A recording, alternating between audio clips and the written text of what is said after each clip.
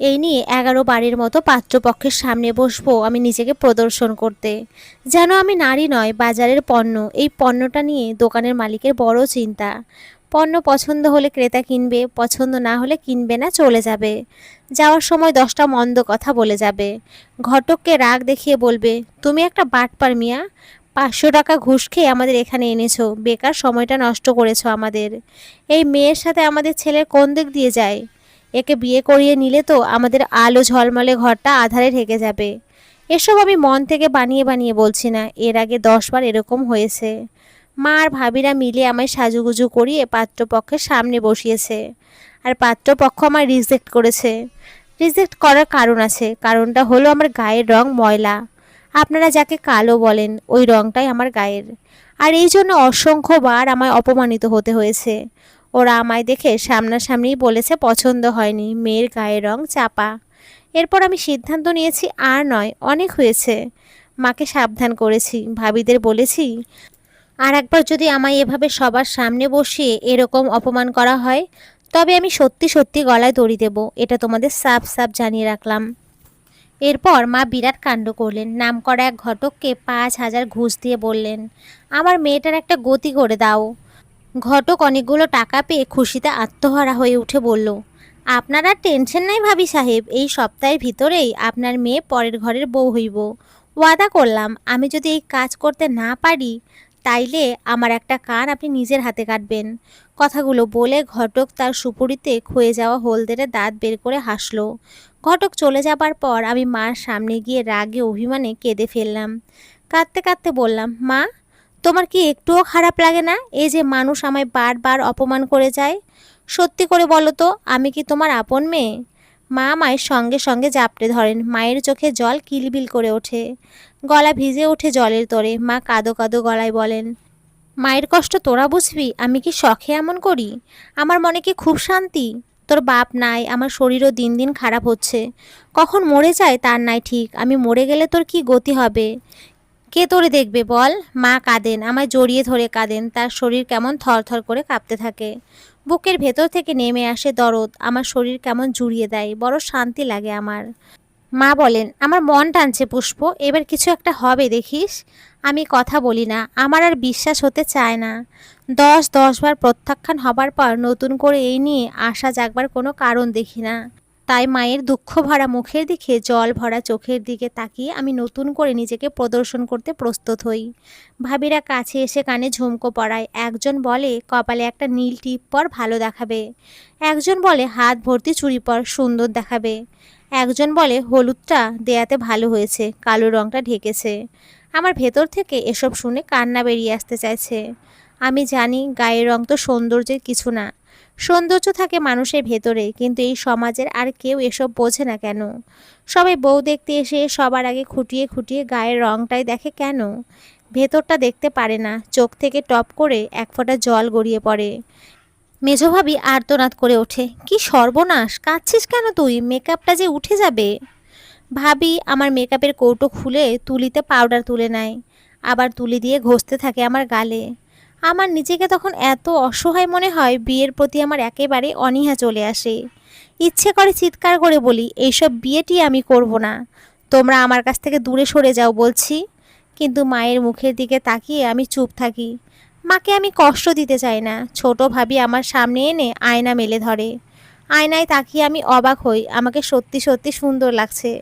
কপালের টিপটা আমার চেহারায় কেমন একটা মায়া এনে দিয়েছে। নিজেকে দেখে নিজেরই ভালো লাগছে, কিন্তু ওদের ভালো লাগবে তো? পাত্রপক্ষ শহরের, ছেলের নাম আদনান। আদনান ফাইসাল, নেত্রকোনা সরকারি কলেজের কেমিস্ট্রির লেকচারার। শুনলাম ছেলের আচার আচরণে খুবই ভালো, বড় নম্র ভদ্র। কিন্তু নম্র ভদ্র হলেই বা কি, আমায় তো আর দেখে পছন্দ করবে না। পাত্রপক্ষ আমাদের বাড়িতে আসে বিকেলবেলা। তখন সূর্যের তেজ নাই বললেই চলে। ছেলের মার ছেলে এসেছে, আর কেউ আসেনি। ভাইয়া বলল, আপনাদেরকে আগে খাবার দেই, তারপর ওকে দেখুন। ছেলের মা বললেন, না না, আগে আমরা মেয়ে দেখব, মেয়ে দেখব আমরা উঠোনে, দেখাবার ব্যবস্থা করুন। ভেতর থেকে কথাটা শুনে আমার বুক কেঁপে উঠল। এরা তো আরও শক্ত। খাবার দাবারের আগেই আমায় দেখবে, দেখে পছন্দ হবে না, তখন না খেয়ে অপমান করতে করতে চলে যাবে। ওরা উঠোনে বসেছে, বড় পেয়ারা গাছটার তলে 3টে চেয়ার পাতা ওখানে। দুই পাশে 2টো চেয়ারে ছেলে আর তার মা বসেছে। আমি বসেছি ওদের সামনের চেয়ারটাতে। অদ্ভুত বিষয় হলো 3টে চেয়ার মিলে কেমন যেন একটা মাটির চুলোর মতো হয়ে গেছে। বড় ভালো লাগছে দেখতে, যেন বেশ মানিয়েছে। আমার দিকে চোখ বড় বড় করে তাকালেন আদনানের মা।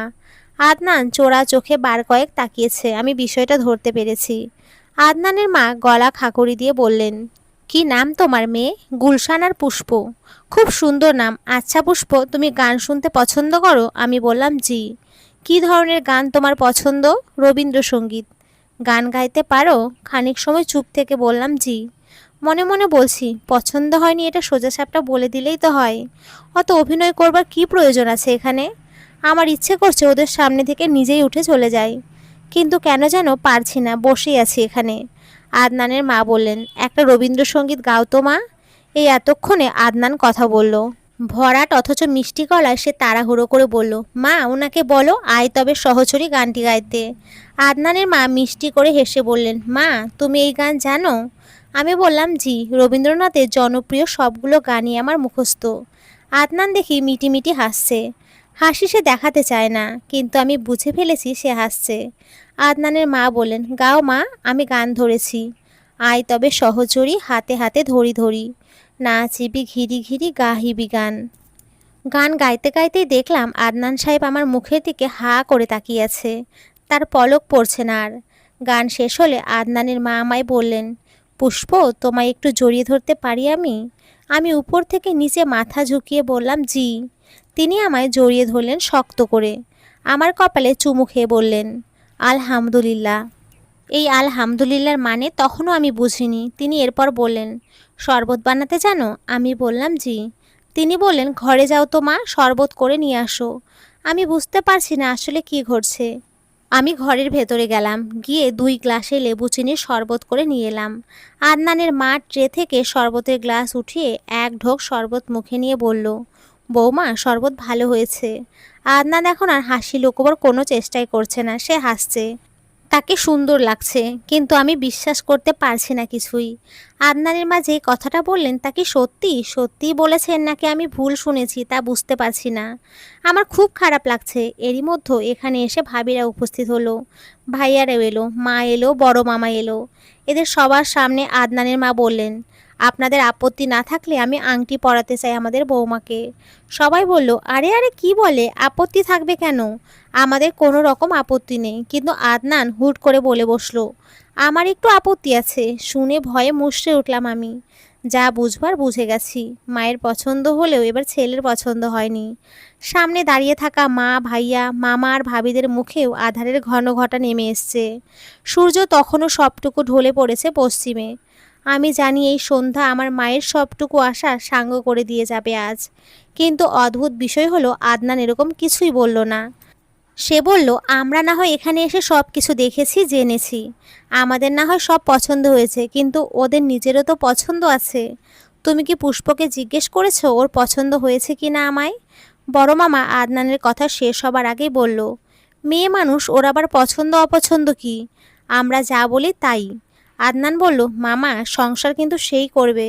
বিয়েতে ছেলে মেয়ে উভয়েরই পছন্দ করবার সমান অধিকার আছে, এই অধিকার ধর্মেও দিয়েছে। বড় মামা চুপসে গেলেন। আদনানের মা আমার বড় ভাবির দিকে তাকিয়ে বললেন, মা পুষ্পকে নিয়ে ঘরে যাও তো, ওর সঙ্গে আলাপ করে এসে আমায় জানাও। বড় ভাবি আমার হাত ধরে ঘরে নিয়ে গেল আমায়, গিয়ে ফিসফিস করে বলল, তোর কি মত রে পুষ্প, ছেলে পছন্দ হয়েছে তোর? আমি বেশরমের মতো বললাম, খুব খুব পছন্দ হয়েছে। ভাবি আমার গালে চিমটি কেটে বলল, বেলাজ মাইয়া। আমরা উভয়ে হেসে উঠলাম। এরপর ভাবি গিয়ে আদনানের মাকে জানিয়ে আসলো আমার পছন্দের কথা। পেয়ারা গাছের নিচে ওই চেয়ারটিতে আবার আমি বসলাম। আমার হবু শাশুড়ি আমার ডান হাতের অনামিকায় একটা আংটি পরিয়ে দিলেন। আদনান ওপাশের চেয়ারে বসে মুচকি হাসছে। সেই হাসি চোরা চোখে তাকিয়ে দেখতে আমার বড্ড আনন্দ লাগছে।